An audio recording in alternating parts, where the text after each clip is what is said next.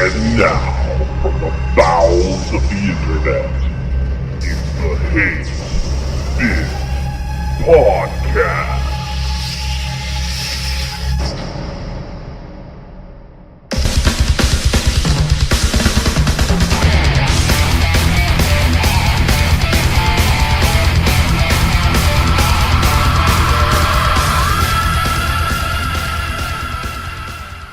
Hello, haters, and welcome back to the Hate Bit Podcast. How are you? We've missed you. I am the mighty Yell Chaos. Joining me as always, the astonishing Alpha Omega Sin. I was just informed that the intro music is Primal Fear, so if any of you were wondering, now you know, and thank Razor Fist for that. That's right, and the prettiest man of the podcast, right here by my side, the excellence of elocution, Mr. Razor Fist. Hey, use my name. I'm the best there is, the best there was, the best there ever will be, and I also can't give my dick hard because I had a stroke. I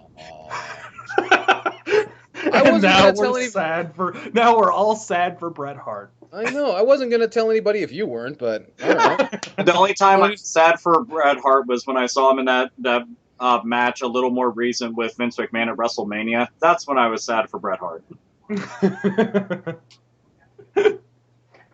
Now I'm really sad. But anyway, we got a great big show for you guys today. Dude, how do you think I felt? I was in the audience watching that. Were you really? Yeah, that was in Phoenix. Oh, you. Okay, I would like everyone to write Razor Fist a letter. That's terrible. Did you really have to? If you want to You're send putting him us a Hallmark card saying you're sorry, you. I know, right? Is it get well soon? I got to witness Shawn Michaels' retirement on the plus side. Good for you. Yeah. Yeah, that can't come soon enough. But anyway, we got a big show for you today. A big show, a king-size show. A show fit for a king.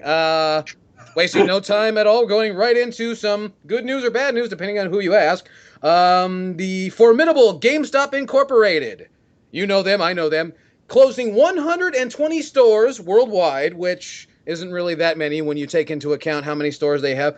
Alpha Omega said, how many stores over there at GameStop?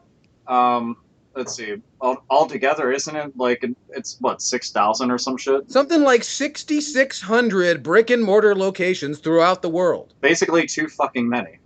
Yeah. And not only that, to have to close as many, but now in the wake of closing 120 plus stores, opening hundreds more. But they're gonna focus on mobile, Yell Chaos. It's gonna work out because mobile. Oh, you mean where all those people are making all that money?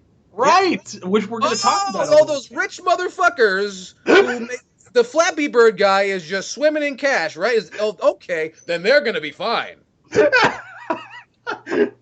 Now, Alpha Omega Sin, you touched on this earlier in a video. You kind of had a bit of a harangue all your own. Would you fill the hate bit audience in and just and let them really absorb this sort of thing? Just let them grasp the larger picture. Oh, don't worry. Like a glory hole, I will fill it in. So let them grasp it with both hands.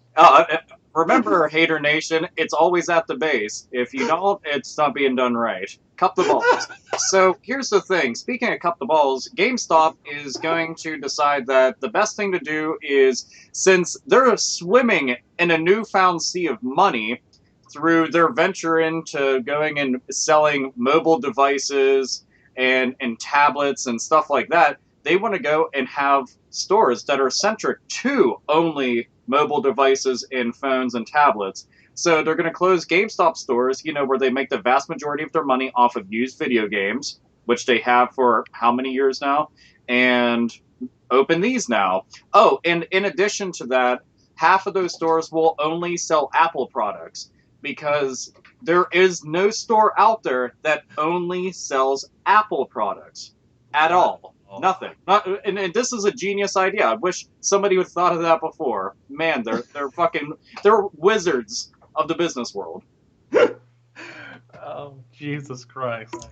Yeah. Well, just to put that into perspective now, what you're telling me is they're going to, or they're already in the process of leasing space, redecorating space, painting space, creating an ecosystem in which only they can handle a closed platform machines, the Macs, and so they're investing lots of money in that. Am I right? Yeah, they are, but they'll still have the same dingy carpet in there, so it'll still smell like feet and balls. And See, and that's good. That's good. But so at least they're being consistent. That's very, very important. Yeah, Yeah, just like their game cases. So. yeah, exactly. And the major failing, at least what screams at me, is now I've only been in an Apple store once or twice, but I've seen them from afar, seen them from across, shopping or whatever, seen them from across the way. You look at them; they're very simple, very tactical places. No carpet, hardly any tables, very little decoration. Even Apple knows that them having a store might be a bad fucking idea, and they're ready to cut and run at a moment's notice. They didn't decorate, they didn't do shit. So now GameStop is going to pour a bunch of money on top of this model that even Apple's not too sure about. The thing is that beyond this, they're going to... Okay, if you're going to have a mobile-only store, that means that you're competing directly with all the phone carriers out there that sell all these devices. You're competing directly with the likes of Amazon.com. You're competing with the likes of Best Buy. You're competing with the likes of Walmart and Target and tons of other stores out there that carry all this stuff and then some. Not to mention the formidable Radio Shack. Well, don't forget all the just phone providers. I mean, Sprint and T-Mobile, they all sell mobile devices too and shit. I mean, so. Well, yeah, if you take goddamn Kelly's Cookies sells mobile devices. I know. There's so many places like you can go into a fucking 7-Eleven and buy a smartphone. You can. And the thing is, now we're gonna have GameStop closing the only part of it. Like it's called GameStop, and they want to close them. And I forgot to mention. Both of these stores separately will have their own name. I think the one was called Mobile Go, and the other one I don't fucking remember. Either way, it doesn't It's matter. going to be, you know what it's going to be? Movie Stop all over again. Yeah, Movie Stop, and because that went very well. How many are open now? I believe -5 are open. I'm not sure how okay, so since we have -5 of those open at the moment, for some reason I don't foresee this being that great of an idea, because if it did well in their regular stores, we're talking their busiest big-time retail locations, will sell mobile devices and stuff, and they're not able to get these fucking units moved. And the only time I've seen, me personally, that I physically have seen anybody done anything with tablets or smartphones within a GameStop was 1 of 2 times. 1, to price check something before they bought it, and 2, to bring it in like some fucking dirty-ass crackhead and put it towards credit to get a new game system. Game systems, games, video games, GameStop, retarded, video games. Not exactly the smartest fucking business. Fuck me. No, I don't know. It's hilarious because, like, it's not like video games... Okay, actually, let me reword this. It is like video games aren't selling, because video games themselves are way down in terms of sales. But the hardware devices are selling just fine. The PS4 is breaking all kinds of fucking records. The Xbox One, even though it's way behind them, is still selling really well. It's still setting records for Xbox systems. These systems are all selling. So... they're all selling, and they're all selling under GameStop, no less, because GameStop themselves have actually put out on record that they're actually doing quite well financially because of these new systems, and that's the truth. It kind of blows my mind that they see that these are selling really well. Yet here we are, it's still watching them be like, yeah, fuck it, we'll just close our stores and jump into this market, which we're not even doing well in. Yeah. It's so fucking backwards, and I don't understand why they won't invest in retro gaming, or even somewhat retro. Fuck, they could go back to the 32-bit/64-bit era if they need to. Well, look, it once again, what happens when you expand your business, right? You're building it off of your previous business model, and when your business begins to erode, what is the smart thing to do? You get back to basics. You get back to what brought you to the dance. What brought GameStop to the dance, as anybody who walked into a GameStop in 2003 or 2004 will recall, was selling retro systems and games for reasonable prices along with the new stuff. You know, you went in to buy a Nintendo 64 game because you knew they were really cheap, but you wound up seeing the posters and the trailers and so forth for new games, and thereby you wound up reserving a new game. And so GameStop turned up a tidy profit that way. It was a perfect transitional relationship between the two. And they abandoned that around 2006 when gaming just started to explode. But now that gaming isn't in that huge boom period anymore, as far as actual software sales anyways, it would be extremely smart. It would behoove them, if you want to use an old-timey word, to go back to what brought them to the dance, to go back to the formula that worked to begin with. Man, not even just that, but what is still selling like fucking hotcakes right now? Old games. Oh yeah, the retro gaming market is in a full-on boom period. And I can guarantee you that if they started selling that shit, whether or not they're going to sell the old hardware, you know, remains to be seen. But, you know, with all the clone systems that are out right now, with everything on eBay that sells, you know, fucking money hand over fist, without much effort, no less, you know, I'm pretty sure that they would like a piece of that pie, yet they're ignoring it.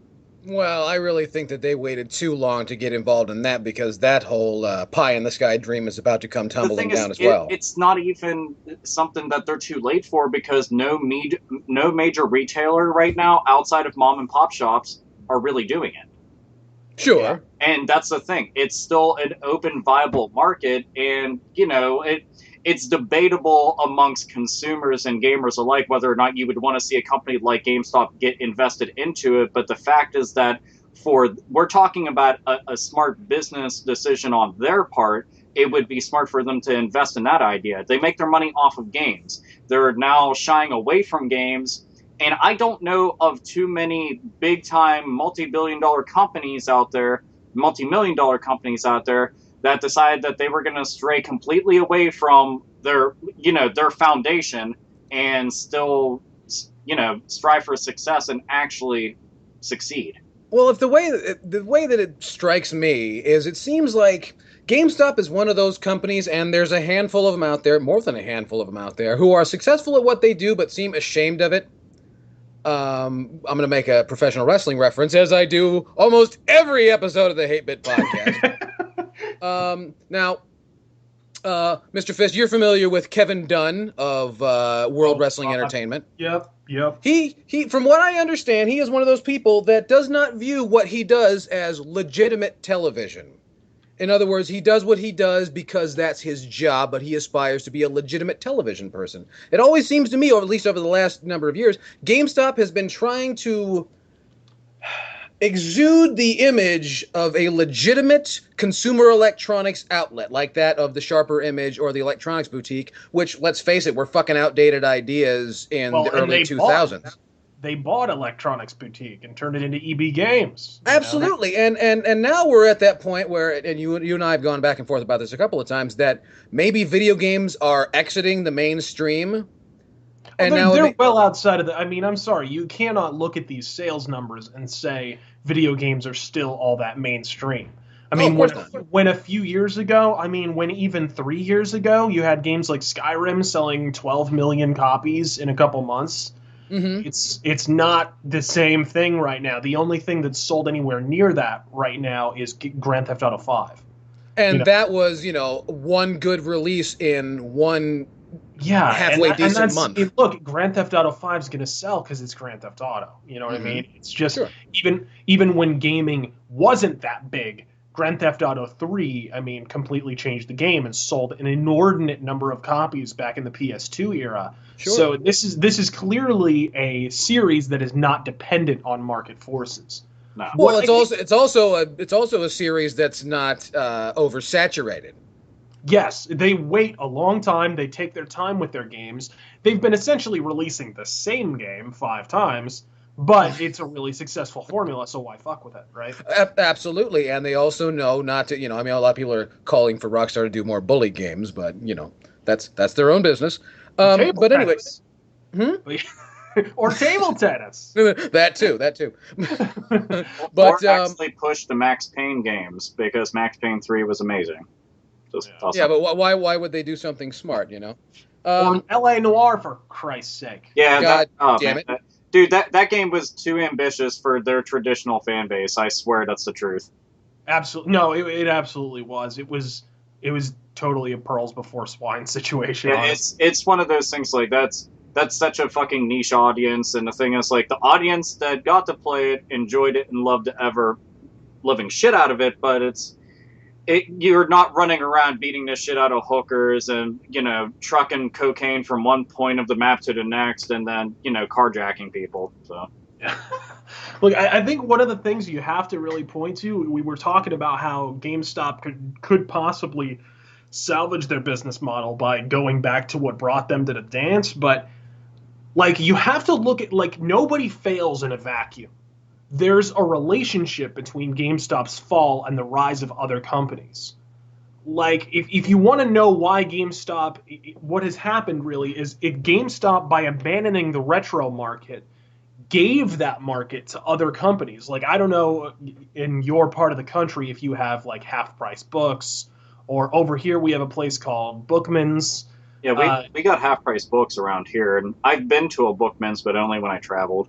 Yeah, Bookman's, and then there's another place out here that's actually a record store that sells does actually really good business in video games. Now is selling full-on boxed copies for really reasonable prices of Zia Records out here in Phoenix, and they basically sell like all kinds of retro games. I mean, going back to the original Nintendo, GameStop abandoning that market has created a boom market for other companies that were smart enough to not abandon those markets. And those companies have just gotten smarter about how they sell these things and at what prices.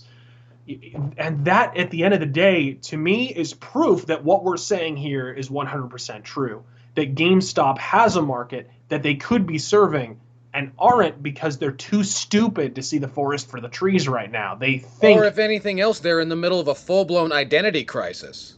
Well, that is definitely the case either way. I mean, when you have a company completely doing an about face like this and heading toward mobile, you know that there's an identity crisis of some description going on.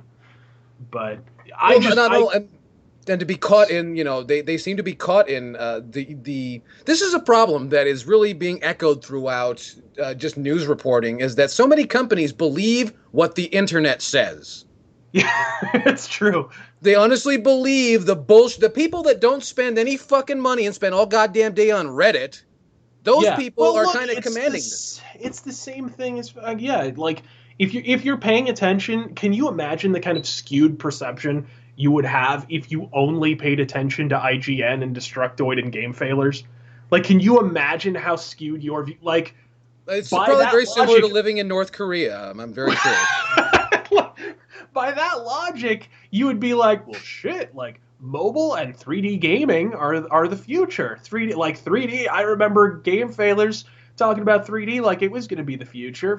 For fuck's sake, I mean, these things never came to pass. And I'm sure you heard the same thing from the Saturday Evening Post back in 1957. Yeah, kind of the same stuff we're hearing about 4X TVs, but that's another story. Oh boy. But anyway, yeah, I definitely think there's a relationship between GameStop falling by the wayside and these other companies rising. Clearly, there's a market for retro gaming, and if somebody figures out the right price structure, they're going to be incredibly profitable, like companies like Bookman's are right now. And it's not in the corporate interest, though, to actually serve customers. You know that. Yeah. No, it's just about expansion, of course, and as Starbucks found out all about that. But now I wanted to touch on this for a second because not only a shift in focus, or what GameStop CEO Paul Raines describes as GameStop 3.0, not only closing a bunch of stores but opening far more, but all the while calling it a cost-cutting measure, which is backwards. Which is very backwards. This is more, I guess you would call a diversification, but at the same time, not really, because, I don't know, to me, diversify means you're going in a different direction. It seems to me like they're just expanding upon an idea that has already failed in a vacuum, in an ideal situation. And Look, Regardless if of- they want GameStop, look, it's not like GameStop does not have a frame of reference for companies that have tried similar things like this and wound up failing. Mhm. You know, we talked about the Movie Stop thing, but Movie Stop was really GameStop's attempt to compete with Game Crazy. And the whole Game Crazy thing didn't exactly end well for Hollywood Video, did it? No, I don't think it really did anything for them.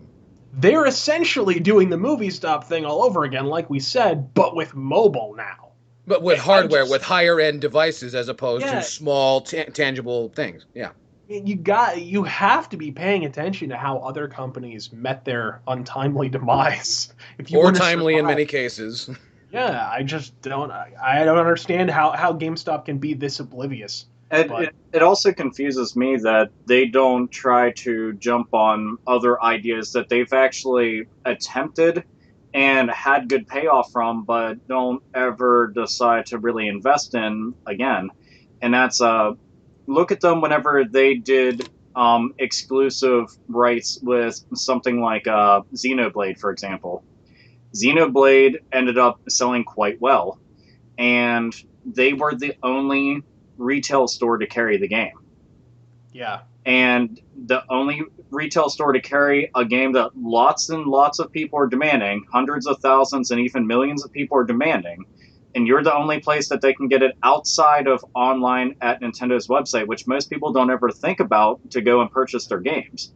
of course. The So- problem now is GameStop has fallen so far from grace. Do you think they could even? Because back in the day, they were so huge, they could say something like, "Oh yeah, if you want to release Xenoblade, you should do it exclusively through us." Nowadays, they're dying.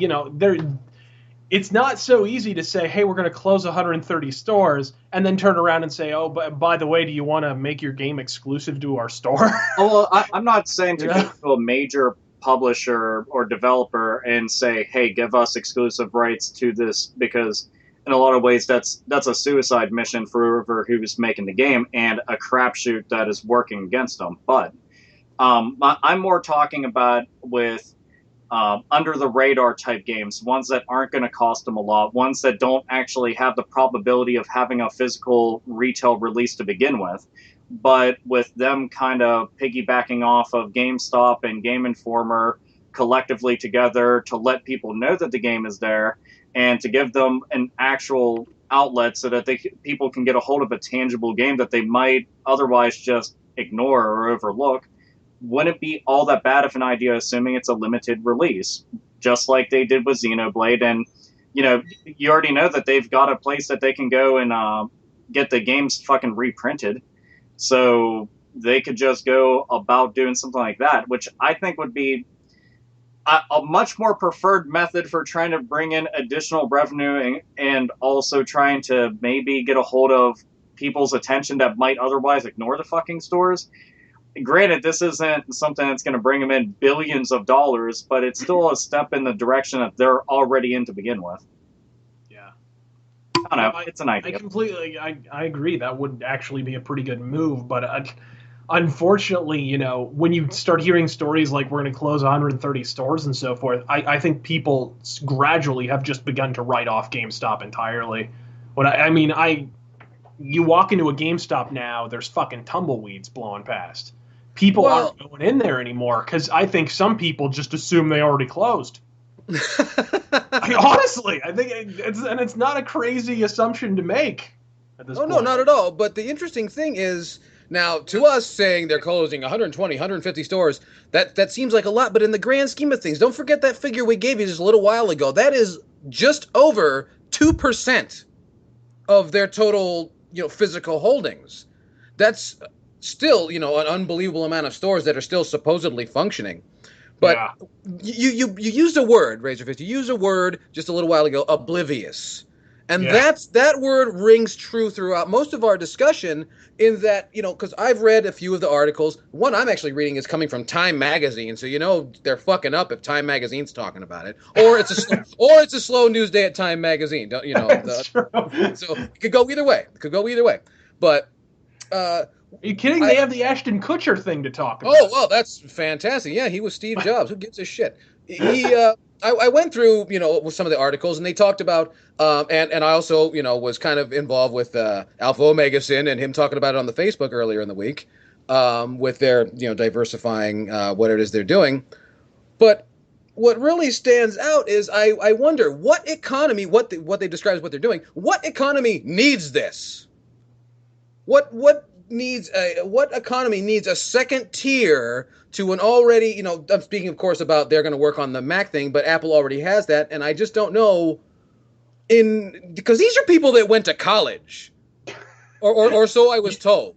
Well, I don't know. I met this is probably like 5 vice presidents ago, but I met the vice president. I met the vice president of GameStop back in 2007 and was not terribly impressed. Oh, really? Oh, yeah, he was touring. This was back when I worked at GameStop, which I've already talked about in my shameless plug GameStop rant. But we still feel your pain. I know, but I was working, and he was touring a lot of the stores that were performing really well, and our store was like one of the top 2 performing stores in the country. And so he was touring our store. And this guy, he had just been put into office, and basically it was just his way of saying, "Hey guys, look, I'm doing things." But you like my tie? Yeah, he was pretty much like, "Yeah, we should." Just so you know, you make minimum wage, so I can have a nice tie.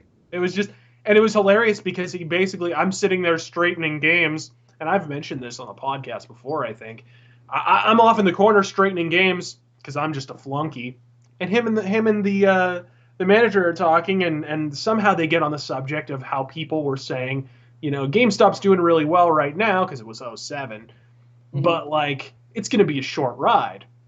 And the vice president was like, "Oh yeah, it's going to be a really short ride." The vice president of GameStop said, "Oh yeah, it's going to be a really short ride on the top for GameStop." Like, Jesus, if that doesn't way to boost morale. I know.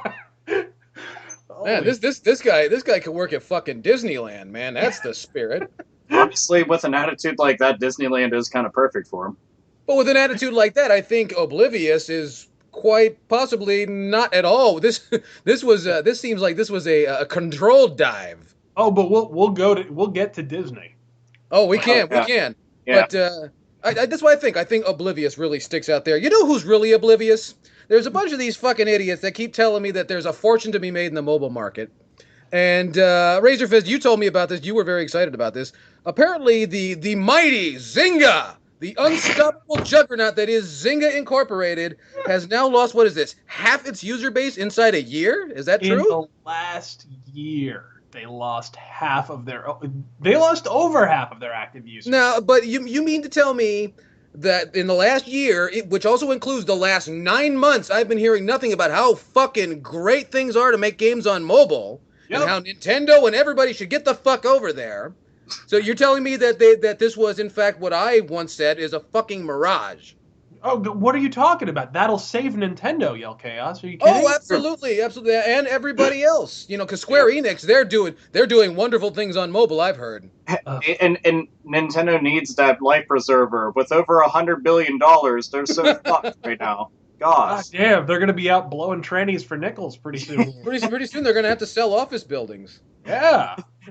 Like, hey, fellas. Y'all remember when Game Failers did an episode of the bonus round with that douche with the dreadlocks who looks like DJ Combo? And they spent a full fucking hour explaining why social gaming was the future? Oh. Yeah, just wanted to remind you all that was a thing. Yeah. Yeah, and also don't forget to tell the casinos, because that's where they think it's going too. Yeah. It's not like we're saying we told you so. We were stamping it on your fucking heads with our dicks. I know. Swunk. Look, the bottom line is, like, when will the video game media, and it's really the media who's to blame here, when will they learn to distinguish the very real difference between cautious optimism and just dropping trow and pulling your crank in concert to every flashy new piece of fucking shit the industry and full-blown hyperbole. Oh, yeah. Full on, dude. I mean, like, when you can devote an entire hour to saying mobile is the future and 3D televisions are the future. I mean, when 3D gaming was the big thing in 2012, We had roving gangs of self-styled journalists proclaiming it'd be the future. You know, that 3D TVs were just certain to be sweeping the nation. And 2 years later, if you want 3D, you need a fucking Mickey Mouse viewfinder. That shit is deader than GameStop. Dude, So, and it's funny that they're always quick to jump on the bandwagon to be able to be like, yeah, it'll be the next big thing. Yet there was never anything to prove that to begin with, other than just exclaiming that it could possibly be. I think my North Korea analogy fits in here once more really well. Yeah. No, North Korea is the best place to visit and live. Come You on. you could say the same thing about post World War II Japan too, but anyway. The whole entire thing, like the mobile market is such a fucking mess of a market to jump into.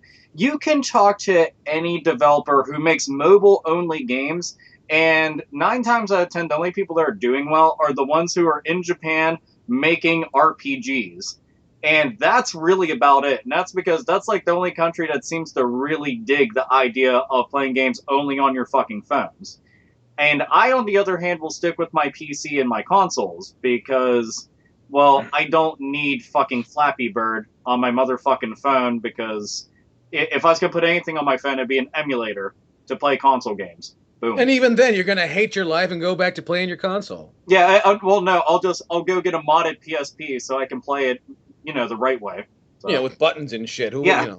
Tactile buttons and stuff. Who That's thought absolutely amazing. Now, Razorfist, I need you to do me a favor because some of the folks here, the Hater Nation, they're not too fond of the mobile market and mobile games, and I can't say I blame them. I'm sure it has its place and everything, and there are people that are really into that. But could you just kind of lay out the rise and fall of Zynga? I know you know more about it than I do. Well, they were founded it was with the launch of, they were founded in 2007, but they didn't matter for shit until Angry Birds in 2009. Which, it's kind of shocking that it's been 5 years since Angry Birds launched. It seems like it's been 20. Well, and Angry Birds wasn't huge right off the bat. I don't remember hearing about it really until maybe late 2010. When they started making a big deal about it. And incidentally, that was around the same time that I remember the bonus round doing that show on GameFailers.com about how social gaming was the future. So it kind of tells you where people's mentalities are lodged. Because, I mean, how many things from 2010 are still relevant? Seriously. I don't know. That could be a 8-bit podcast unto itself. That's true. It absolutely could. But please, continue. But, I mean, that's really what it is. That was the rise and fall of Zynga. They rised in 2009, and they fell in 2012. Now, if I'm not mistaken, didn't Don Matrick go work over there? That is the big thing. Yeah, Don Matrick, the former head of the Xbox division at Microsoft, jumped ship to Zynga to hopefully turn it around. And foster the future. And mind you, he just got there, so we can't blame this on him, although it would be really awesome if we could, because don't you think it's safe to say that there is a bit of a stigma in the last 2.5 years that has been following Don Matrick? It's true. It's absolutely true. That snaggletooth motherfucker. But because it's amazing to me, because the game market, even though it has shrunk in recent years, is full of such a diversified range of people thanks to mobile and handheld, because it does attack different sectors of people, and which is why so many fucking games are what I like to call demographically engineered these days. It's true. It's absolutely true. But I wonder, is it even slightly possible that there's a bunch of butthurt fucking nitwits on Zynga that just got up and left because Don Matrick took over? I'm not saying everybody got like, oh, fuck this guy, not like that, but there's got maybe like a small branch of people that said, I don't like the Xbox, and left. Well, here's the thing. It happened in the last year. I don't know when the fuck Don Matrick hasn't been over there a year. So yeah, it's not quite a year. It's probably about the same 8 or 9 months like I was talking about. Something like that. So, I mean, you can't blame it all on him, but, once again, that's not going to stop us. No. No one is free from a stomping around here. Especially think he can't wear a, fucking tie, son of a bitch. I know. But anyway. Button your shirt! Button your shirt! Motherfucker walking around looking like Alan Holdsworth and shit. I know. You are not the most interesting man in the world. I'm sorry. This is not a Dos Equis commercial. Button your fucking shirt. But, this really lends to what I've been thinking for all this time, that the mobile market is not only shallow in terms, because it seems to me the only people that are making money, like Angry Birds, people have this idea that Angry Birds is this big thing, this big empire, and really all that money seemed to have been made from licensing. T-shirts and dolls and stuffed animals, keychains. No, it was full on merchandising mode, is what it was. Absolutely, and it's so really that market is only making money, and this is the sad part. And Razorfist, you'll identify with this. You and I had a conversation about this just the other day. About it's the same way that what bands are forced to do now. You'd have to give away your soul, in that you might make it back in merchandising. It is true. There's a band out there. There's some bands. There's this idea that bands make money off of selling records. That was a long fucking time ago. There's this idea that bands make money touring around and playing shows. That was a long fucking time ago. That myth still exists on the internet. But there's a band. There's a band out there. A lot of folks you know about them. They're called Cannibal Corpse. They come from Buffalo, New York, and then also Tampa, Florida, and people. And also from the 90s. And from the 90s, that's right. And they came from Ace Ventura. That's what they did. But anyway, and they are one of those bands that have been around so long because they figured out the formula. If you have good merchandise, people will lock into that. And so now they make almost no money with their records, make barely enough money to survive to, justify a tour. And, I'm not saying they're poor, but they're not rock stars from that. But, they learn to lock into the merchandising thing. What does that have to do with the mobile market? That's all mobile has left. Because the only fucking games that are selling are the games that are free or $1. Yeah, and the games that are actually making money on mobile are the ones with tons of fucking ads on them. It's not the ones that you buy, because I can go and download the fucking files myself, toss them onto my Android phone, and play them for free, which is what I do all the time anyway.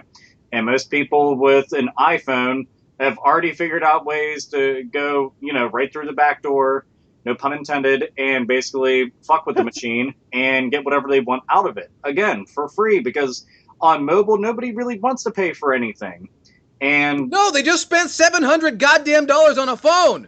Yeah, dude, and with I brought up Flappy Bird earlier. Guess what? Flappy Bird was a free game. Guess how it was making its money? Off of motherfucking ads. And the only reason the game blew up was because, somebody like PewDiePie goes and plays the fucking game. So it gets spread around to over 20 million people. Yeah, that's going to be a success story if somebody like that goes and tells the entire world about it or overreacts to it or whatever the fuck. But no, the mobile market, it's not an easy place to make money and never will be. Also, fuck Angry Birds. And also, fuck PewDiePie. That's the spirit. And his shrill, effeminate screams. That's right. That's what they'll do. Fuck them right into a fucking hole in the ground. That's what they should do. Speaking of big fucking holes in the ground, some asshole with a whole bunch of money. You guys aren't going to believe this. You might know about the urban legend of the ET carts out in the New Mexico desert. Turns out that it's might be true. Red reports this is a brand new story. Story's still developing, so things might change by the time that this podcast hits the air. But apparently, somebody with a bunch of money to throw away, a documentary film crew, and a backhoe allegedly have unearthed an undisclosed amount of old Atari 2600 carts containing E.T. the Extraterrestrial. Now, to take you way back, you kids, we've talked about the video game crash of 1983. This urban legend kind of goes around it in that apparently Atari of America, which was a division of Warner Communications back in 1980, I want to say it was 1983 or so, it goes that there was a shipment of Atari 2600 cartridges that well outweigh the amount of Atari 2600 home entertainment units that were sold. And so the legend goes that somebody from some warehouse dumped a bunch of these into a landfill in New Mexico. And now, a documentary, I'm doing the big foam fingers again with the documentary thing, and with a big backhoe uncovered some, and now they're already on goddamn GameGavel.com. And yep. I don't want to say it, but this does. I'm not saying it is, but I would not be surprised to find out this is some sort of an elaborate ruse to boost to boost the what's now I would consider the fledgling retro games market. And there's enough suckers out there to really make this work. Alpha Omega Sin, do you have any thoughts? Yeah, I'm not surprised to see motherfuckers putting Atari carts, ET carts, on eBay right now, and they shoveled some of their fucking backyard dirt onto it and are now thinking that this motherfucker was just recently unearthed, like you're fucking Indiana Jones finding some kind of mythic relic out there, and now you're going to cash in heavily off of the would-be success of this whole thing just because it's in the news. The golden And, cartridge. Wait. If they're Indiana Jones, does that make it Raiders of the Lost Cart? Is that Oh, bravo. Oh! Bravo. Bravo. That was very good. That was very good. Yeah, that I can golf clap. Go. Golf clapping right now. But it's one of those things like we were talking about this earlier whenever we were going through and decided what the fuck are we going to go and yak on about. And one of the things that came up was if you're digging in a landfill and a bunch of carts were dumped into this landfill, why did they only find 2 or 3? Yeah. And if you dump them all, if I'm just fucking digging, I'm going to find a pile of these motherfuckers. A pile. I mean, enough that I can just start scooping up with both arms and just start chucking them everywhere.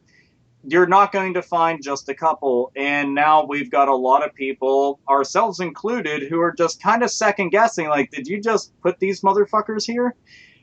So, who knows? Yeah, now, maybe. I've seen pictures of like half a dozen, and someone had an open case, which look, sort of period correct. They look legit, like corrosion-wise. They look legit, as if they stayed in the ground. They dried up because they were there for so fucking long out in a desert.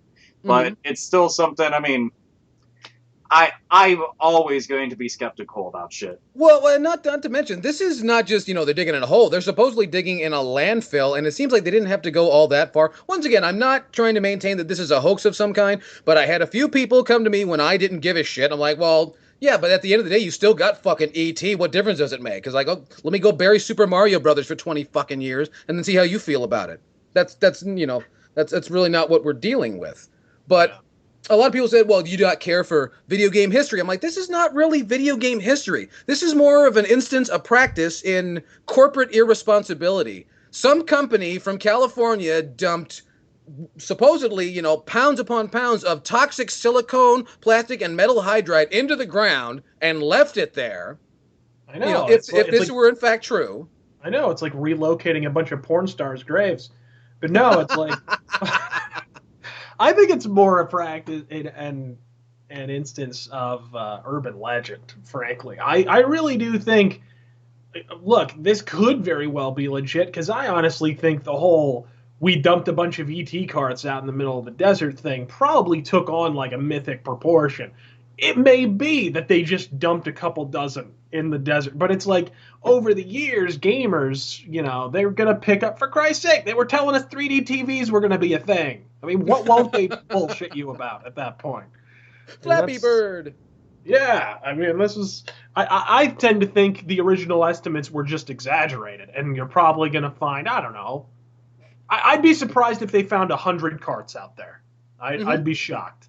Well, and a lot of this has to do with, there's this idea, and we've talked about the video game crash of 1983, and Razorfist, the people love to blow that motherfucker way out of proportion. What was it again? The Mad Max-esque, people fucking. Oh yeah, it's Fallout. It's Fallout universe when there's a video crash, right? Absolutely. There was this idea that video game sales just plain stopped. That's not what happened, but they did slow to a trickle. And it's slow to a trickle in America, and in places like Great Britain, there was actually a little bit of a boom with Commodore 64 and so forth. So, well, and overall. And so there's this idea that millions were dumped out. It's like, I don't think a company, the only way I think that could really work out if this were the case, they were dumping millions of them, would be A, if it was too expensive to transport these items as opposed to just dispose of them. Yeah, exactly. Because realistically, this is in 1983, conceivably, and the Atari had a long life after that. So I don't really see a company throwing away a bunch of inventory because they didn't know how bad things were going to be. It just all just seems really weird. At the same exact point, though, you got to also think about how much excess inventory this is. Like, the amount of money that it would take for them to even have to reuse all this stuff is still going to be pretty high. As a matter of fact, I would dare say that it would cost more money for them to have to go through, relabel all these, take all the chips out, or just rewrite what's on a chips, if that was even possible then. I think it might have been cheaper to just go and dump them.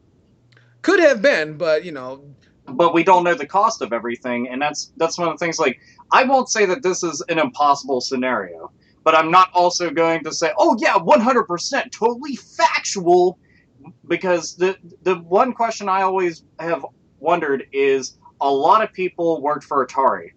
Why cannot a single one of these motherfuckers just step forward? And I'm talking about retired individuals. Yeah, was this done by Atari Black Ops? Yeah, they don't owe anyone anything. They could just come forward and confirm or deny. Did they have to take a fucking blood oath?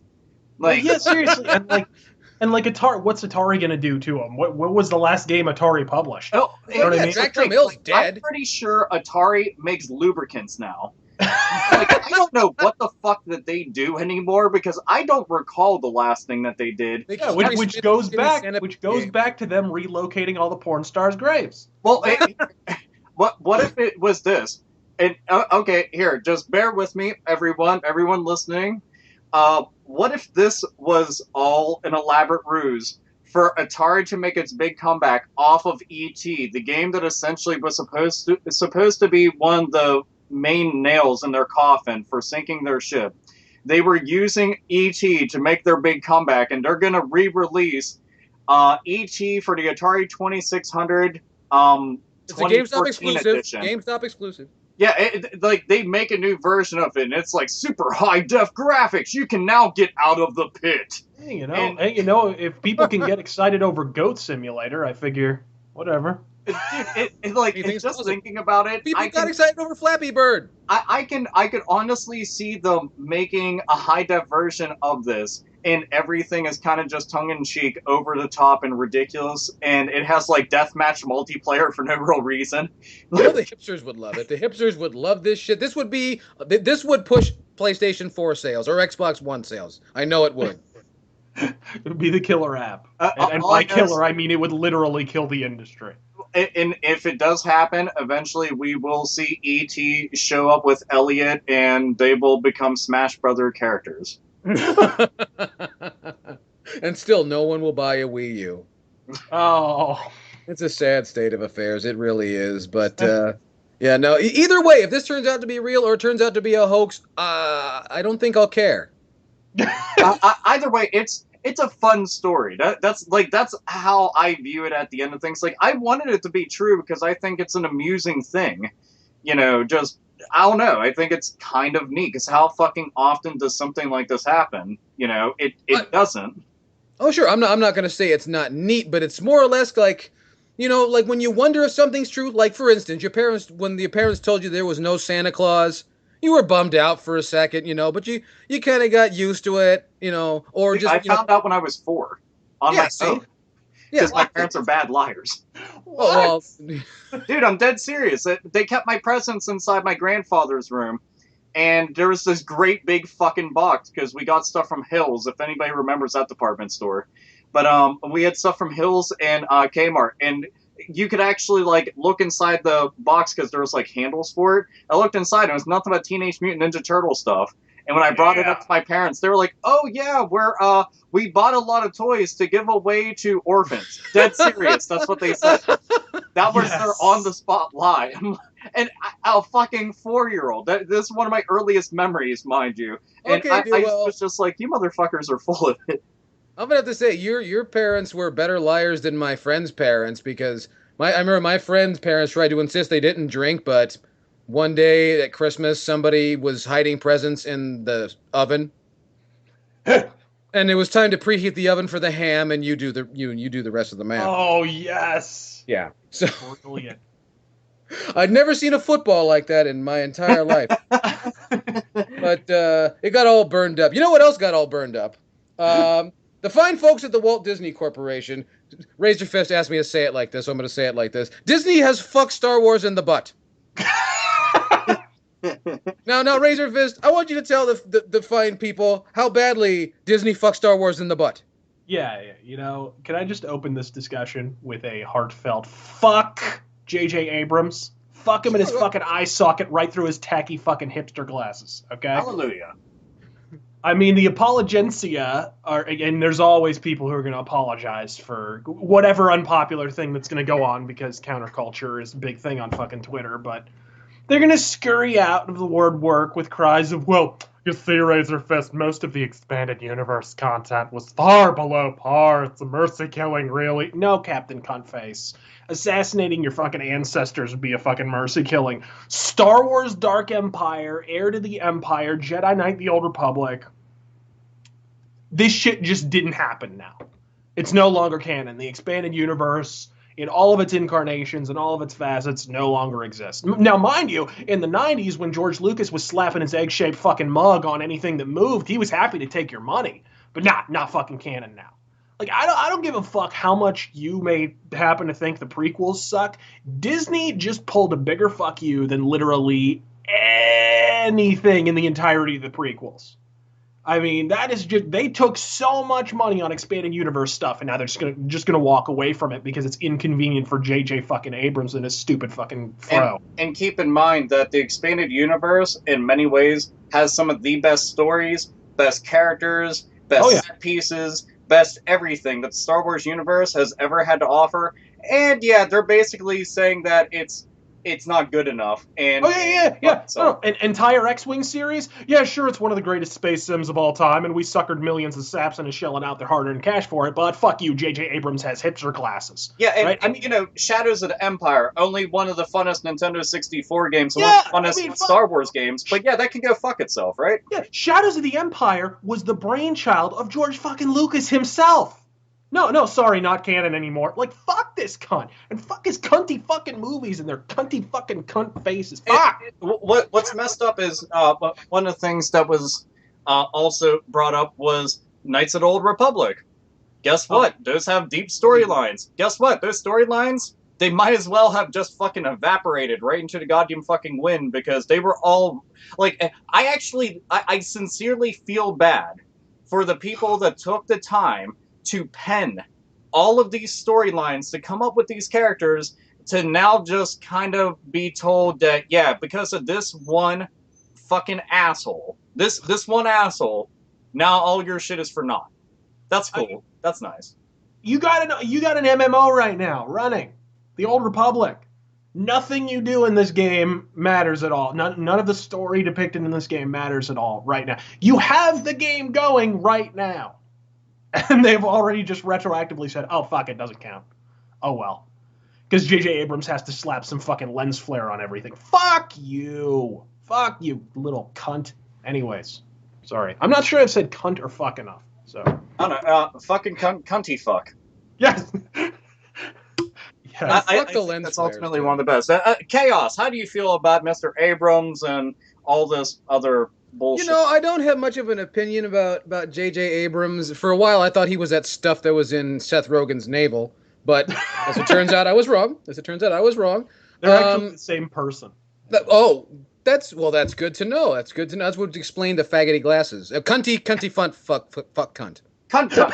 Cunt balls, fuck cunt. Faggoty, fuck cunt. Cunt cannon, fire! How's that for goddamn journalistic integrity? Yes. We will fly our cunt jets off to the Cunt Islands and then take the Cunt train to Pennsylvania. Yeah, I don't really have much to say against J.J. Abrams, but you know what? Razorfist, I agree with you. Because, you know, you're usually right about who's a cunty fuck cunty cunt fuck. But I want to say something about movies really quick, and J.J. Abrams figures into this. Okay, the lens flares thing, they've made technology to prevent that from happening. And to every other modern director, hold the fucking camera still. Yes, please. Thank you. And when you're on a fucking bridge that has no windows, where are the lens flares coming from? Where? And There's also, no windows. if you are not wearing some kind of visor, goggles, or some kind of technology wrapped around your goddamn noggin, I don't want to see lens flare through Like, I'm your just vision. picturing- It makes no fucking sense. Where does this, like, I'm just picturing J.J. Abrams off camera with his butt cheeks spread wide aloft and just a lens flare just shooting out, just directly off I was camera. gonna say that's where the lens flares come from, Well, isn't it? here's the thing. You know, for him, that might be kind of difficult, and he'll probably have to say that that's not canon either. So, Well, it's a form of a cannon, but you know. a cunt cannon. A fucking cunt cannon. Okay. Shove a cannon up. Anyways, but yeah, no, I just don't understand why you got all these incredible things, and now none of it is canon. None of it. Fucking Jedi Knight series, fucking X-Wing. The Dark Forces games don't matter. I mean, all those comics. There's some fantastic Star Wars comics, like Heir to the Empire and fucking... Oh, dude, these shitloads of novels. Yes. I mean, I've read one, a whopping one, and people will be like, oh, you should read more. Look, I don't read more because I have fucking comic books to do that for me, but I'll also audio and books, I'm too lazy for that as well. But the fact is that I know lots of people personally who enjoy those books and then some. They enjoy those books sometimes more than the actual movies. And Yeah, a lot of them are better than the movies and should have been made into the movies. Yeah. Frankly. You know, it's just bullshit. Dude, you I'm know? still reeling over the fact that when they announced episode 1 way back, I thought it was going to be Shadows of Empire done in a movie. And Dude, everyone thought that. And Shadows of the Empire would have been the shit. And, you know, Harrison Ford and freaking Mark Hamill and Carrie Fisher would have been young enough to maybe possibly make it not look terrible back then. But unfortunately, they missed the boat on that. Oh yeah, they missed a boat on it, and then so it's kind of sad that these are the reasons why a lot of people were worried about the initial buyout to begin with, is because, well, then again, there's already a bunch of bad shit happening, you know, with Lucas in charge as it is. So Yeah, but this just so eclipses it. I mean, I'm sorry. This so supersedes George Lucas putting some shitty CGI Jawas in the background of the fucking Mos Eisley scene. You oh know, no, to yeah, me, it definitely does. Like it's definitely pretty bad, but it just kind of shows that even though it switched hands, it's like they're all he knows. Please don't fuck up episode 7. That's where I'm at right now. I'm just like, don't fuck it up. Don't even. I'm not even concerned about them making it great. I'm like, just don't fuck it up somehow. Make it average. I'll be happy with average. Like my expectations. You'll be happy with are- average. You must be the average game consumer. Dude, when your expectations are so completely low that they can't register on any scale whatsoever, average pretty much means that you got 200%.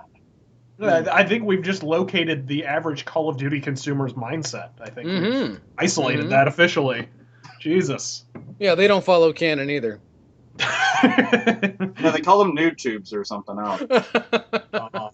So yeah. So anyway, what I'm basically getting is that all the worst that was feared has come to be true.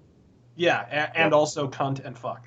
Cunty fuck, fun cunty faggoty cunt fuck. Fuck cunt. Exactly.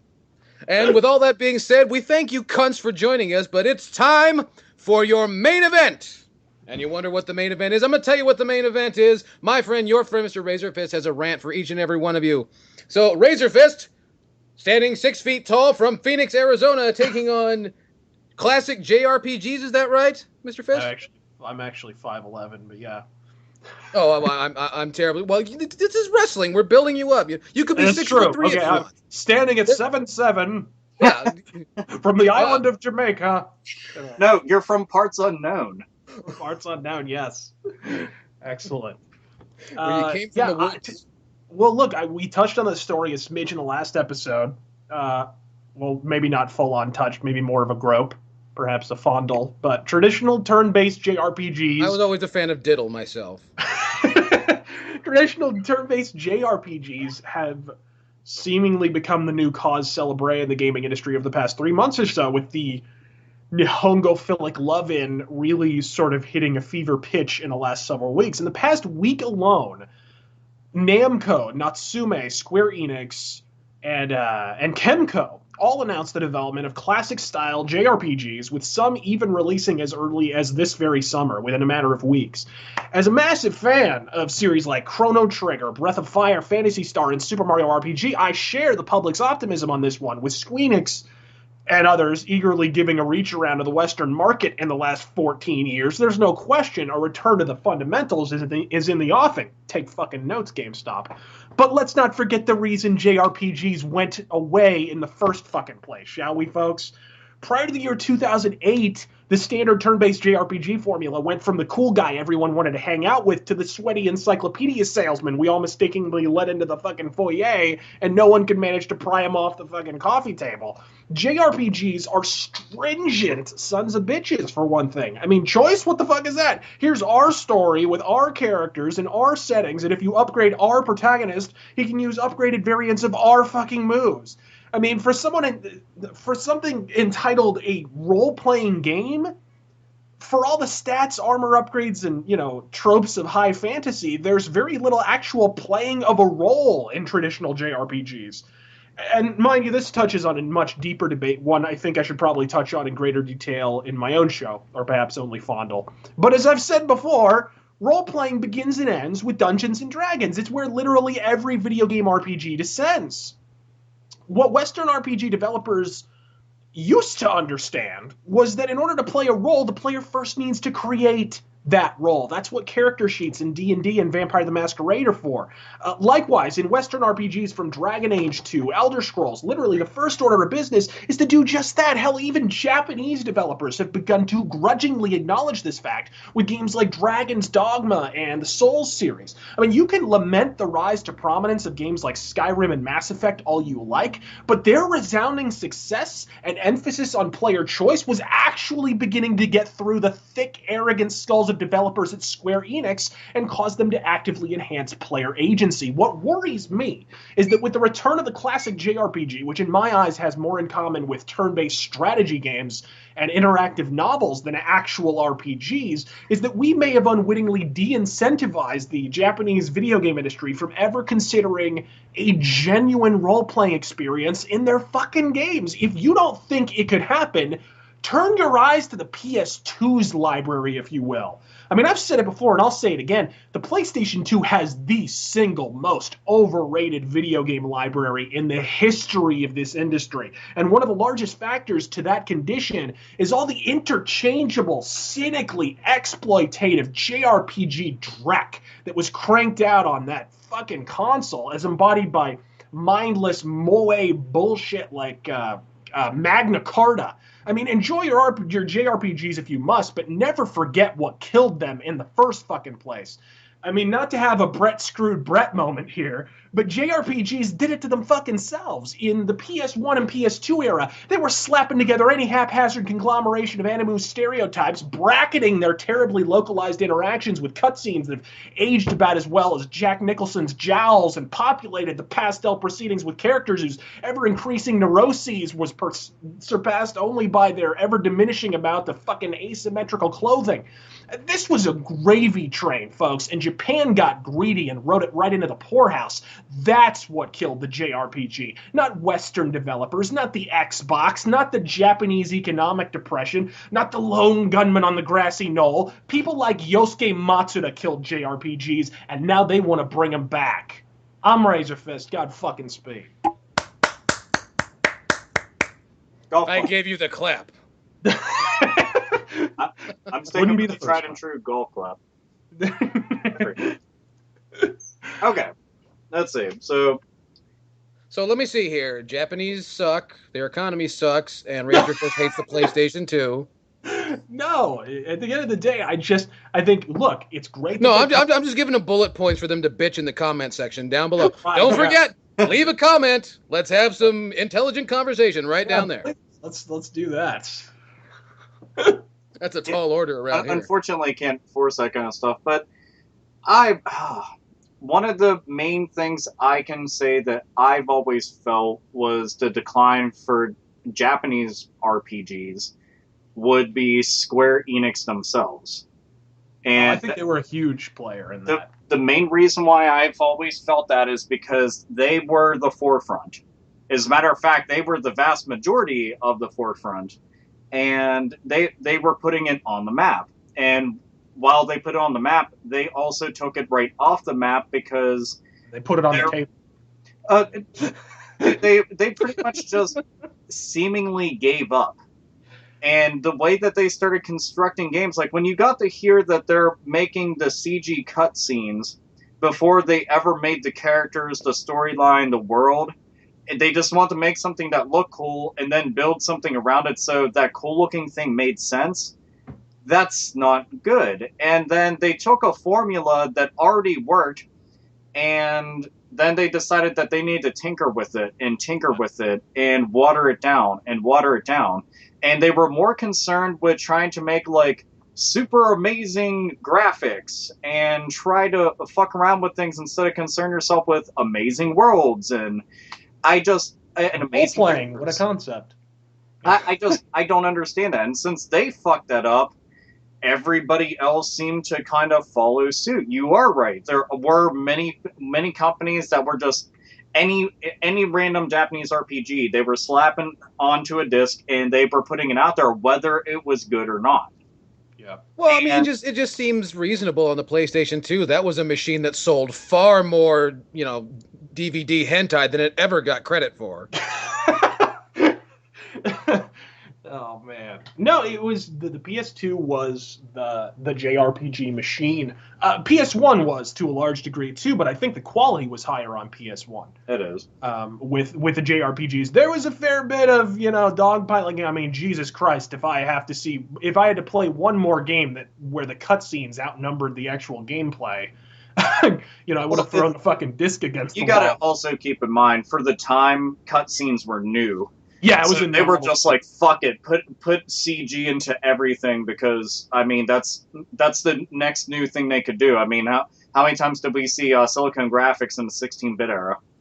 Totally. So, it's just one of those things. But I do feel that while there was a decline in like. Everybody knows I like JRPGs, and while I like them, I'll be the first one to admit which ones are complete garbage because I played a lot. And there's been a lot that I literally forgot everything that happened in them because I didn't give a fuck afterwards. I didn't even give a fuck while it was happening. I was actually just forcing myself to get through it. Yeah. And, for every single Shadow Hearts game that I had, and for every Tales of the Abyss game that I had, I had really shitty games that would pile up right next to it. And I'm like, oh, I bought this. Fuck. No, and I was the same way. You have to understand that this perspective comes from someone who grew up with my first RPG being Breath of Fire, with my first, loving Chrono Trigger and loving Fire Emblem. I just recently got into Fire Emblem, actually, but like, fucking, good for you. The Mana series and all these incredible games. I grew up on the Secret of Evermore being another one. Of course, that was an American RPG, but like. All these incredible more traditional style Japanese style RPGs, but it seemed like on the PS1 era, maybe it was because I picked the N64 over the PS1 when I was a kid because I could only get one. I was one of those kids. You mean the average consumer, yeah. And there weren't a lot of JRPGs on the N64, and the few that did come onto the system were not of the highest quality. I'm trying to think of anything. And then I would go over to a friend's house and play something like, Xenogears or whatever, and be like, wow, okay, this is going good. And so I figured, shit, I'm missing out. I better get a PlayStation next time around. So I bought the PS2 at launch, expecting fantastic JRPGs, right? And I wound up getting shit like Magna Carta. I wound up getting shit like all these terrible, like, interchangeable, just exploitative JRPGs. You mean the ones that were more interested in hairstyles than anything else? In hairstyles and asymmetrical clothing. Yeah, you have no idea how many times, I've gotten into so many debates because while I like the games, I'm one of those people okay, I will call it on its bullshit. Because I think that's what a fan should do. You should like it for all the good things and applaud its good effort, but you should also be like, why does this kind of suck? And why would you even like let this pass? No, it's like with me and stealth games. Dude, like I could look over right now because I always fucking record from inside my game room, and like Raised Fist brought up Breath of Fire. Me and him have talked about Breath of Fire numerous times here on the show, and the death of Breath of Fire was on PS2, and it was all because of that fucking abomination that they just slapped the fucking name on. They just slapped the fucking name on, and that's Breath of Fire Dragon Quarter, as an example of what not to do. Yet, if you go on to PlayStation 1, you got one of the best, Breath of Fire 3, and even though it's watered down as a motherfucker because of localization for whatever reason, Breath of Fire 4 was still a good entry. Mm-hmm. Yet, we got Breath of Fire... no, fuck it. We got Dragon Quarter. I'm not going to call it Breath of Fire 5 because it's not. But we got fucking Dragon Quarter. In Final Fantasy, I feel 7, 8, and 9 were infinitely better than 10. And everybody can argue and debate, but, you know. Absolutely. You know, and you don't even have to go to the numbered entries. Look at Final Fantasy Tactics. Yeah. You know, so much better than anything that came out on the PS2 for the Final Fantasy franchise. Well, you know, including that turd Dirge of Cerberus. Well, then it gets weirder because then they take a break. They announce 11, which is an MMO. So I count that one into the mix. Then we go into 12, which is one of the most boring games ever. And the only thing people can praise it for is its fucking gameplay. And guess what? It's an RPG. If all you have is gameplay, you're missing the fundamental ingredient that makes into something that's an engrossing like story and characters and a world, and it's like. Well, you don't know that. There might be people that have a real hard on for menus. Maybe it fucking bewilders me that we went from 7, 8, 9, and I know lots of people fucking debate about how much or they like or how much they hate about 7, but no one can argue 7 pretty much was the reason why we got the JRPG boom. Why this discussion's even happening. If that fucking game didn't even happen, this conversation wouldn't be happening. It sounds like Alpha's been believing Ondor's lies. That's what it sounds like. Dude, it's the fact is that PS2, yeah, it did have its fair share of crap JRPGs. All I can hope now is, especially with last gen, because we had again another mixed bag of, we had ones that kind of fucking sucked and ones that were really good, and the ones that were really good no one was playing. Who the fuck played 3D Dot Game Heroes? Like no one fucking played it. But guess what? It was one of the best Legend of Zelda games. Yeah. And no one was fucking playing it. Who the fuck played Folklore? Not a goddamn person. Sony made the fucking game and they didn't even tell you they made it. Like, they put it out and didn't fucking tell anybody about it. One of the best ones. Didn't want to go and do anything with it. But guess what everybody heard about? Final Fantasy 13. Guess what made me want to rip my fucking hair out and fucking choke a bitch? Final Fantasy 13. Lost Odyssey. Who fucking, Lost Odyssey, the real Final Fantasy 13 by Exactly. Like, great game. How many people do you know who have played it? Yeah, dude, and what's fucked up about it is, like, 360, at the beginning of the 360's life cycle, for at least, like, the first 2 to 3 years, it had some of the best Japanese RPGs on it. Some of the best. It had Blue Dragon on it. If you liked anything that was Dragon Quest related, you should be going playing Blue Dragon. Oh, yeah. And it blew my mind to think, these games are getting fucking ignored. And the ones that are getting, like, limelight are terrible. Oh, also, on Nintendo 64, the only JRPG I could think of that, off the top of my head, was Paper Mario. Was Earthbound a Japanese RPG? There was...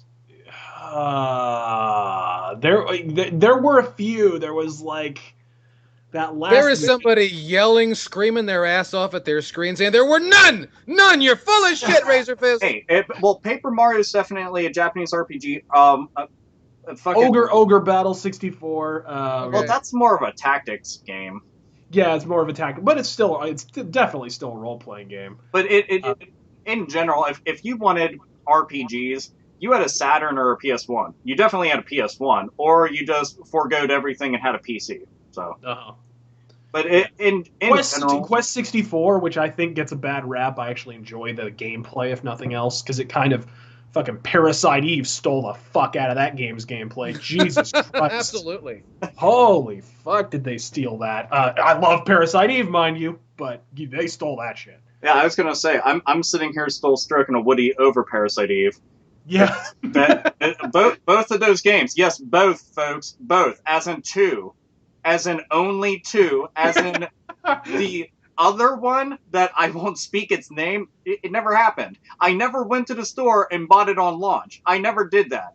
I never took it home and beat it in 2 days. The other one I really enjoyed on N64 was Iden Chronicles: The First Mage. That was another one. Played that. Similar gameplay to Quest 64, actually, but a much better story and a much cooler world.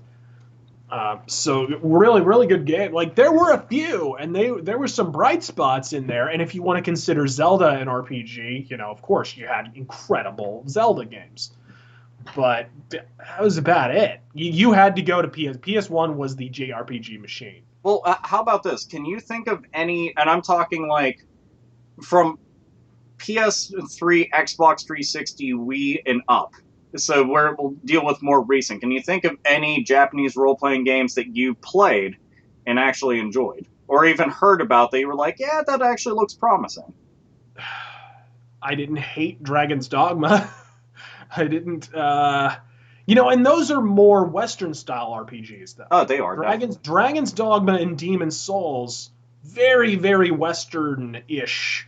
You know, much more. They have a much more in common with Ultima in terms of the dungeon crawling and the prohibitive difficulty and so forth than they do with Final Fantasy and Breath of Fire and all those kind of games, in my opinion.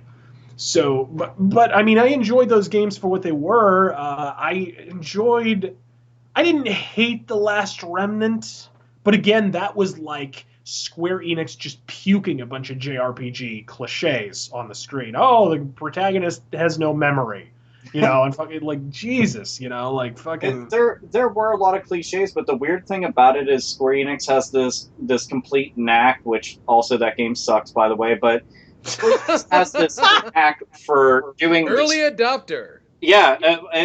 Hey, you know what? I'm a platforming fan. I at least gave it a try, and then my wallet punched me in my fucking face. So as did my fucking paycheck from my work. But look at the bright side. You took it in the shorts for the good of the hater nation. Yeah, I did. And there's, by the way, anybody who's going to argue, well, no, it's actually a good game. You're fucking lying to yourself. It's not. That game is. That entire fucking game is unfinished. The entire game. Like, they have 1/3 of a game done, and they just put it out. But anyhow, back to... God, I actually forgot what the fuck I was saying. Never mind. Fuck it. Knack sucks. There we go. He's so mad about Knack. He can't. Dude, I'm dead serious. Like, I turned around and looked at it. Like, it's sitting behind me, because I've got my PS4 game sitting on the third shelf down, and I looked at it, and like, when your parents give you that look like they will beat your ass if you say another word? I gave the game that exact look, even though it can't talk. Alpha reacts to Knack in the way that most people think about a bad breakup. Absolutely. That's why I want everyone to tune in next week to the Hate Bit Podcast for Alpha Omega Sin versus Knack inside the steel cage. I should do a fucking Let's Play of that game, so I could actually show everybody why it's so fucking broken, but the fact is, I don't even want to play it again. Yeah. Aren't you just going to whack it with a golf club and then say, "Where are you now?"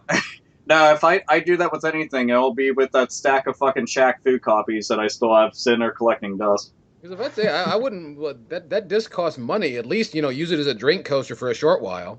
Yeah. Well, Knack can sit there. It'll do something at some point. Wait! I've got one. Infinite Undiscovery.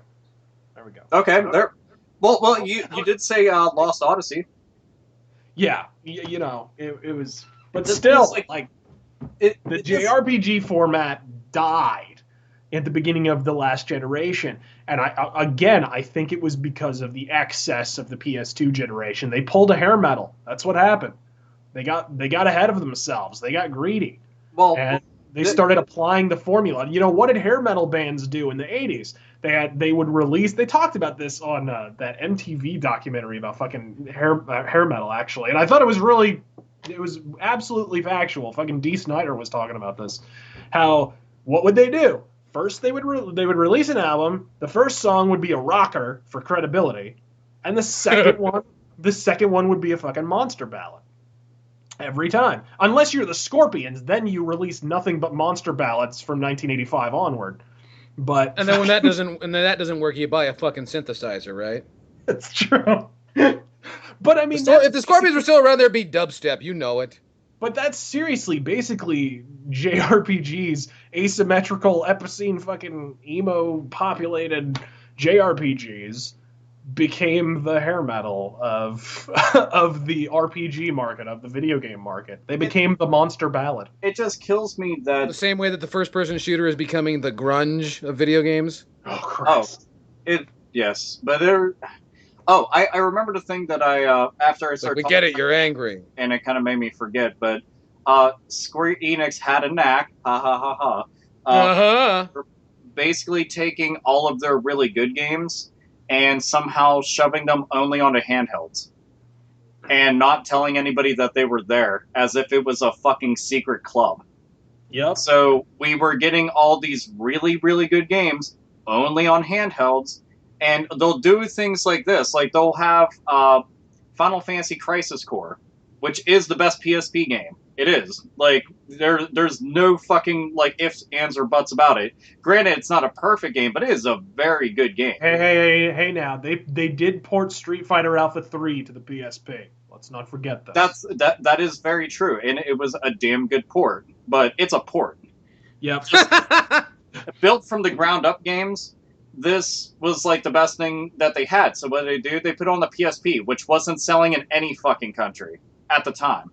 And by the time it did start selling, it was only selling in Japan. And that was like 4.5 years after Crisis Core came out. Good fucking job. Yeah. So, and that's not even striking while the iron is hot. That's striking like a styrofoam. That's like, striking the anvil. That's that's striking your hand over and over. Like, in other words, a miss. It fucking kills me though. And all the games that brought about the downfall to it were at the forefront fucking it up, and all the really good games that weren't getting any limelight were just completely ignored and cast to the side. Like, where were all the Shin Megami Tensei games? Not being played up until Persona 4 fucking made it big, and that was at the end of the PS2 life cycle when 360 was already out. It made no fucking sense. Like, Jesus Christ. No, totally. That was totally the problem. The JRPGs that were actually stretching the boundaries of what the formula could be and actually progressing a little bit by stealing BioWare's ideas, but still, like, the ones that were doing that were not really played until the very end of the PS2 era. And then, of course, what was the big preoccupation for most of the 7th console generation? By the time the 360 launched and the PS3 launched, everybody's asking for a new Shin Megami Tensei game, right? Yep. Like, where is it at? Where is it at? Where is it at? You know what I mean? But it was like, they didn't even realize this was even a fucking series until the end of the PS2, until that fucking format was done. And what's retarded about it is, like, I've come across a lot of people that are like, I'm a big Persona fan. And I'm like, oh, are you? Well, tell me all about your experience. Well, I love Persona 4. What else? There's others? No, there's no other fucking... They got a 4th entry for fun. That was their first... No, Dude, it's Final Fantasy VII syndrome in full effect. It is, and what's fucked up is I like Persona 4 a lot. It is a fantastic game, but it kills me that the games have been around since, like, fucking Super Nintendo. And nobody's played, like, the ones on PlayStation 1, which you can still get on PSN. Well, yeah, now you know what it's like to be an Elder Scrolls fan. Yeah. Fucking, there are games before Skyrim and Oblivion? Dude, no shit. Like, I've had that conversation multiple times because, I mean, like, I was playing on my PC a lot in the 90s, like a whole fucking bunch, and I still remember going to my friend Sean's house, which Sean, if you're listening, hello. But anyhow, I went to his house, and that's where I got to play Daggerfall for the first time and got to experience it, and then we'd make, like, in jokes like about this game at school, and people are looking at us funny, and we're just laughing our asses off because it's hilarious. But and then go all the way up, and Morrowind, it started making it big, and then after that, it fucking boomed. Yeah. And it was just like Oblivion, Skyrim, that's when it fucking boomed. But people act like there was no games before that. And they were like, most people don't even know it's called Elder Scrolls. Yeah. They think it's just called motherfucking Skyrim. They do. And they don't even notice, like, there's a Roman numeral there. And they're like, Roman numeral? I thought it just said V. Like, Oh, dude, that reminds me. I'm doing the Death Wish month, speaking of which, on my fucking channel, right? And one of the things you notice about Death Wish 2 is that it's a Roman numeral, right? Yeah. But Death Wish 3 is just a number. Mm-hmm. And apparently, going back to your point about Roman numerals, during the market research for Death Wish 3, yes, they actually did that for Death Wish 3, they've discovered that over half of the population of the United States, and this was in 1985, were incapable of reading Roman numerals. So that answers your question on Skyrim right there. And what's really sad is, I'm not even kidding, a lot of people learned what Roman numerals were because of the Super Bowl logos. That's true. Or And, the year that some motion pictures were made. dude, it kind of fucks me up to think that that's how people are learning. Like, I was taught this in grade school. I'm 30. Grade school. Like, what the fuck, man? Like, full-grown adults? Like, it just, holy shit. Well, that's okay. I still, since we were talking about RPGs, Final Fantasy games, which use Roman numerals, I do legitimately remember coming across people who, they didn't know fuck all about Final Fantasy, but they were like, have you ever played that Final Fantasy VII? Like, what did you just say to me? Like, I felt offended about my entire life. Like, they said that, like, VII. And just, I was surprised that they were breathing and speaking at the same time without some kind of fucking, like, rip in time happening. I was just like, holy shit. It was quite terrible. But yeah, JRPGs, I hope they get better. Well, there's not much further they can go. I hope they continue to get better and just don't forget what got them fucked up in the first place. Yeah. If we get another thing where they just shovel out a whole fuck ton for the sake of doing it because, it's popular, why not do it? It's like, just take your goddamn time and put out a good fucking, like, all I expect is a good story. That's it. I'm easy to please. Give me a good story, I'm happy. But if you can't give me that or, like, compelling characters, go get fucked. Like, that's all. Simple.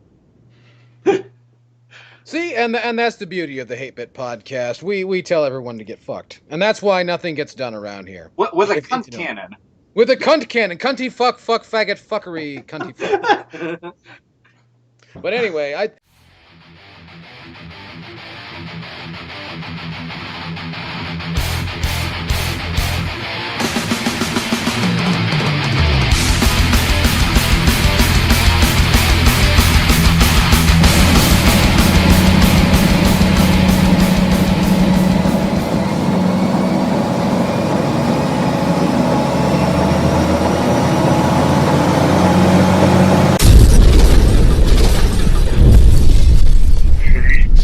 Bit Podcast.